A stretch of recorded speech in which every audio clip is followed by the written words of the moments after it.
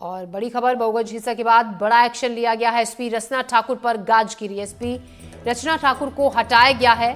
दिलीप सोनी अब होंगे मऊगंज के नए एसपी।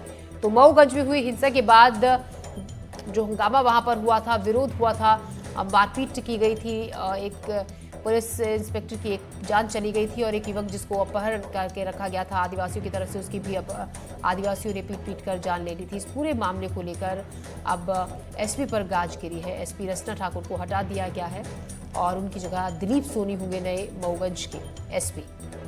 तो मऊगंज हिंसा के बाद बड़ा एक्शन। इस मामले में लगातार लोगों की गिरफ्तारी भी की जा रही है।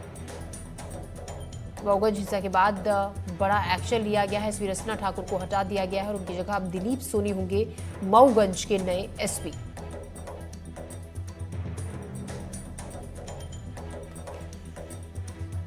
तो मऊगंज की हिंसा के बाद बड़ा एक्शन लिया गया। मऊगंज में हुई हिंसा के बाद लगातार गिरफ्तारियों का दौर भी जारी है और इस मामले में अब रचना ठाकुर को हटा दिया गया है। एसपी उनकी जगह होंगे दिलीप सोनी नए एसपी।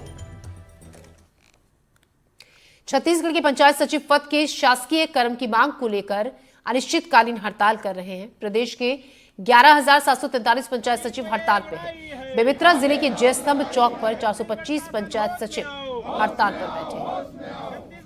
होश में आओ, होश में आओ, मोदी गारंटी पूरी करो, मोदी गारंटी पूरी करो, शासकीकरण करना होगा, करना होगा, करना होगा। इन क्षेत्रों में सबसे ज्यादा भूमिका पंचायत सचिव और सरपंचों की होती है, लेकिन पंचायत सचिव लगातार अपनी मांगों को लेकर सरकार को जगाने का प्रयास किए थे। त्रिस्तरीय पंचायत चुनाव के पहले इन्होंने आंदोलन कर चेताया था, लेकिन सरकार नहीं जागी। आखिरकार क्यों उन्हें हड़ताल पर जाने को मजबूर होना पड़ा, यही जानने के लिए हम आए हुए हैं बेमेतरा के ऐतिहासिक जयस्तंभ चौक पर, जहां पर पंचायत सचिव अनिश्चितकालीन हड़ताल पर बैठ गए हैं। अब ये देख सकते हैं, ये पंचायत सचिवों की पूरी बॉडी है जो आए हुए हैं। आपको बता दूं, प्रदेश भर में 11,743 पंचायत सचिव हैं जो अनिश्चितकालीन हड़ताल पर चले गए हैं। उसमें बेमेतरा के 425 पंचायत सचिव हैं। चलिए हम सीधे पंचायत सचिवों से बात करने का प्रयास करते हैं कि आखिर मुद्दे क्या है और किस बातों को लेकर। सिर्फ एक मांग कह रहे हैं, लेकिन एक मांग को लेकर सरकार क्यों नहीं जाग रही है? सबसे पहले आपका नाम क्या है, क्या आप? चंद्रमोहन त्रिपाठी, मैं पंचायत सचिव संघ के पूरे जिले का जिला अध्यक्ष हूँ और हमारा एक सूत्री मांग है शासकीकरण, सिर्फ, और कोई मांग नहीं, जिसको भी शासन पूरा नहीं कर रही है। चुनाव के पहले बड़े बड़े वादे मोदी की गारंटी में शामिल किया गया था। हमको ये बोला गया था कि आपका मांग हम 30 दिन में पूरा कर देंगे। उसके बाद हम लोग इनका सम्मान भी किए, सम्मेलन भी रखा गया। उसके बाद भी ये लोग वादा खिलाफी कर रहे हैं, मोदी की गारंटी पूरा नहीं कर रहे हैं। ये बहुत ही शर्म की बात। नियमितीकरण तो कर दिए आपका, फिर क्यों शासकीकरण?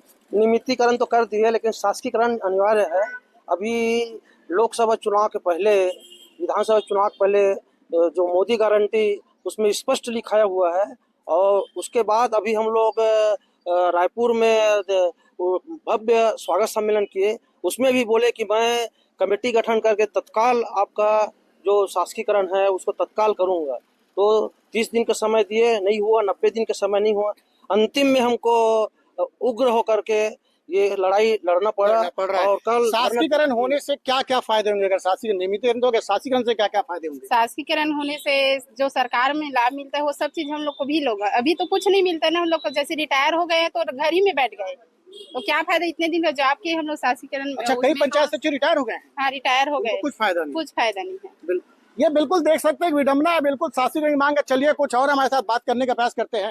शासकीकरण अगर होता है तो कौन कौन सी योजनाओं के लाभ और नियमितीकरण में क्या क्या, दोनों में क्या फर्क बता रहे हैं? नहीं, नियमित तो हम शुरू से हैं। जैसे शिक्षा कर्मी का जैसे मामला आया तो उससे बिल्कुल अलग थी। हमारी जो भर्ती शुरू से नियमित हुई, पोस्ट तो नियमित है निश्चित रूप से, लेकिन पंचायत के अंडर में रहा, पंचायत कर्मी नाम दे दिए। उसके बाद फिर वेतनमान दिए हमको, मानदेय से वेतनमान, लेकिन शासकीकरण शासकीय सेवक आज तक नहीं माना गया। 30 साल सर्विस हो गया हमारे, कम से कम 20% साथी जो है रिटायर हो गए हैं 62 साल क्रॉस करके। उनको क्या मिला? 1 रुपया नहीं मिला। उनका जीविकोपार्जन मुश्किल हो रहा है, गरीबी झेल रहे हैं। तो 30 साल हम सेवा दे चुके हैं, तब तो गवर्नमेंट को करना चाहिए, किसी की भी गवर्नमेंट रहे।